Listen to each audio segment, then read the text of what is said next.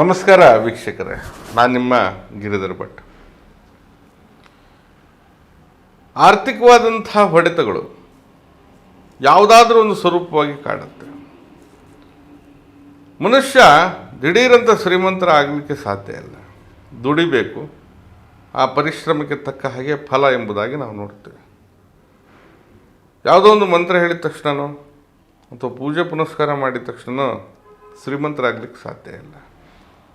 ಆದರೆ ಆ ಶ್ರೀಮಂತಿಕೆ ಅಥವಾ ಆರ್ಥಿಕವಾದಂಥ ಒಂದು ಸಂಪತ್ತು ನಿಮಗೆ ಸಿಗ್ತಕ್ಕಂಥ ಒಂದು ವ್ಯವಸ್ಥೆ, ಇವೆಲ್ಲದಕ್ಕೂ ಕೂಡ ದಾರಿಗೋಚರ ಆಗುತ್ತೆ.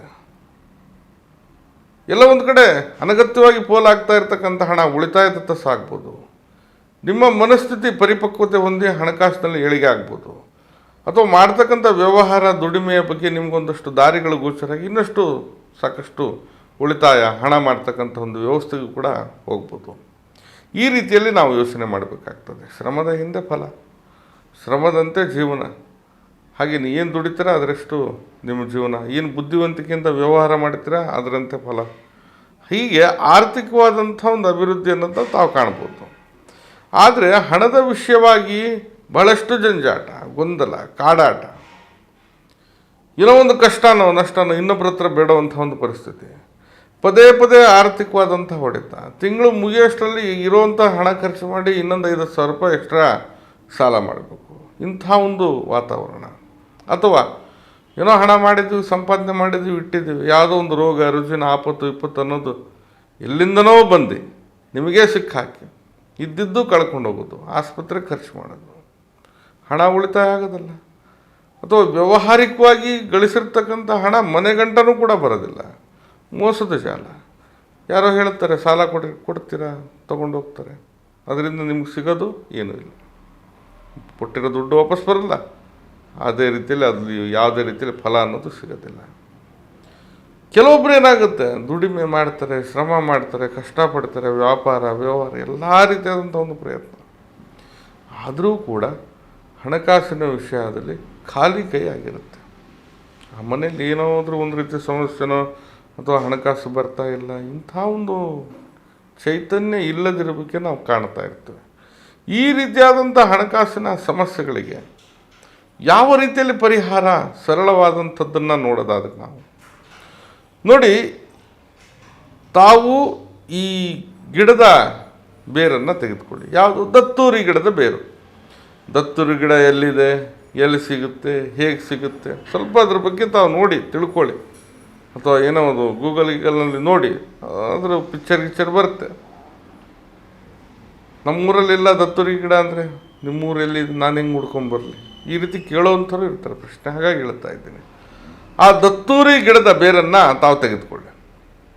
ಆ ಬೇರನ್ನು ತೆಗೆದುಕೊಂಡು ಸ್ವಚ್ಛವಾಗಿ ಅದನ್ನು ತೊಳೆದು ಹಾಗೆ ಒಂದು 4-5 ದಿನ ಒಣಗಿಸಿ, ಸ್ವಲ್ಪನಾದರೂ ಒಣಗಿಸಿ, ತದನಂತರವಾಗಿ ಬಿಳಿ ಎಕ್ಕದ ಎಲೆಯನ್ನು ತೆಗೆದುಕೊಂಡು ಆ ದತ್ತೂರಿ ಗಿಡದ ಬೇರಿಗೆ ಸಂಪೂರ್ಣವಾಗಿ ಸುತ್ತಿ ಒಂದು ಗೇಣಷ್ಟಾದರೂ ತೆಗೆದುಕೊಳ್ಳಿ ತಾವು, ಬೇರಿನಿಂದ ಕಾಂಡದ ತನಕ.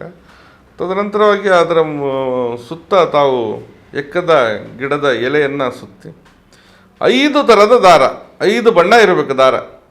ಕೆಂಪು ದಾರನೋ, ಕಪ್ಪು ದಾರನೋ, ಹಸಿರು ದಾರನೋ, ನೀಲಿ ದಾರನೋ, ಕೇಸರಿ ದಾರನೋ, ಯಾವ್ದು ಹಾಕ್ತೀರ ಹಾಕಿ 5 ಥರದ ದಾರ.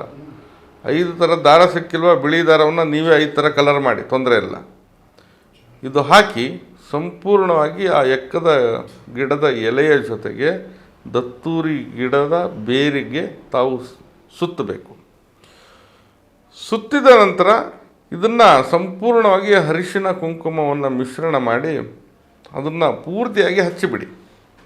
ಅಲ್ಲಿ ನಿಮ್ಗೆ ಎಲೆನೂ ಕಾಣಿಸ್ಬಾರ್ದು, ಬೇರು ಕಾಣಿಸ್ಬಾರ್ದು, ಏನು ದಾರನೂ ಕಾಣಿಸ್ಬಾರ್ದು. ಆ ರೀತಿಯಲ್ಲಿ ಸಂಪೂರ್ಣವಾಗಿ ಹಚ್ಚಬೇಕು. ಅರಿಶಿನ ಕುಂಕುಮ 2 ಮಿಶ್ರಣ ಮಾಡಿ ಲೇಪನ ಮಾಡಿಬಿಡಿ.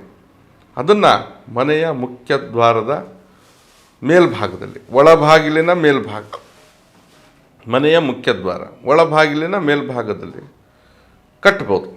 ಅಥವಾ ಕಟ್ಟಲಿಕ್ಕೆ ಸಾಧ್ಯ ಇಲ್ಲ, ಯಾರು ಜನ ನೋಡ್ತಾರೆ, ಏನಾರು ತಿಳ್ಕೊತಾರೆ, ಇಂಥ ಒಂದು ಸಮಸ್ಯೆ ಇರುತ್ತೆ. ಅಂಥವರು ಆ ಮನೆ ಮುಖ್ಯದ್ವಾರದ ಒಳಭಾಗಿಲಿನ ಮೇಲ್ಭಾಗದಲ್ಲಿ ಆಗಿದ್ದಿದ್ರೂ ಪರವಾಗಿಲ್ಲ, ಯಾವುದಾದ್ರೂ ಒಂದು ಮೂಲೆಯಲ್ಲಾದರೂ ಮುಚ್ಚಿಡುವಂಥ ಒಂದು ವ್ಯವಸ್ಥೆ ಮಾಡಬೇಕು.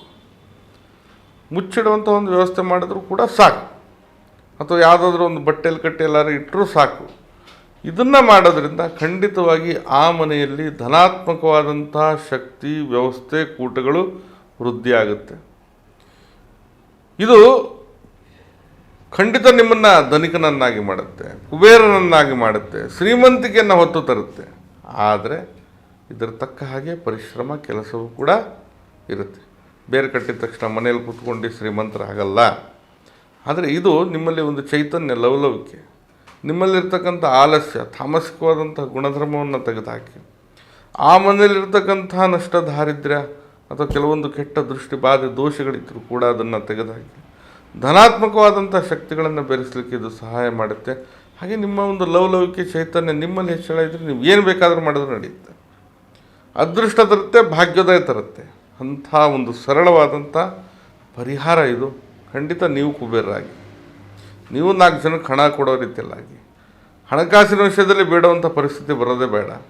ಒಟ್ಟು ಸಕ್ಷಮರಾಗಿ, ಸಬಲರಾಗಿ, ಪ್ರಬಲರಾಗಿ ಮುಂದೆ ಹೋಗಿ ಬೆಳೀರಿ, ಗೆಲ್ಲಿ. ಭಗವಂತ ಇದ್ದಾನೆ, ನಿಮ್ಗೆ ಒಳ್ಳೇದು ಮಾಡೇ ಮಾಡ್ತಾನೆ. ಚಿಂತೆ ಮಾಡಿಬಿಡಿ. ನಾನು ನಿಮ್ಮ ಗಿರಿಧರ್ ಭಟ್. ನಿಮ್ಮ ಸಮಸ್ಯೆಗಳೇನಾದರೂ ಇದ್ದರೆ ನೇರವಾಗಿ ಕರೆ ಮಾಡಿ ಮುಕ್ತವಾಗಿ ಸಮಾಲೋಚನೆ ಕೂಡ ಮಾಡ್ಬೋದು. ಅಥವಾ ನಮ್ಮ ಕಚೇರಿ ಮನೆ ಬಂದು ಜ್ಞಾನಭಾರತಿ ಯೂನಿವರ್ಸಿಟಿ ಕ್ವಾರ್ಟರ್ಸ್ನಲ್ಲಿದೆ, ಬರ್ಬೋದು. ಬರೋರು ಮೊದಲೇ ಸಮಯವನ್ನು ನಿಗದಿಪಡಿಸ್ಕೊಂಡು ತಾವು ಬನ್ನಿ. ಎಲ್ಲರಿಗೂ ಕೂಡ ಶುಭವಾಗಲಿ. ನಮಸ್ಕಾರ.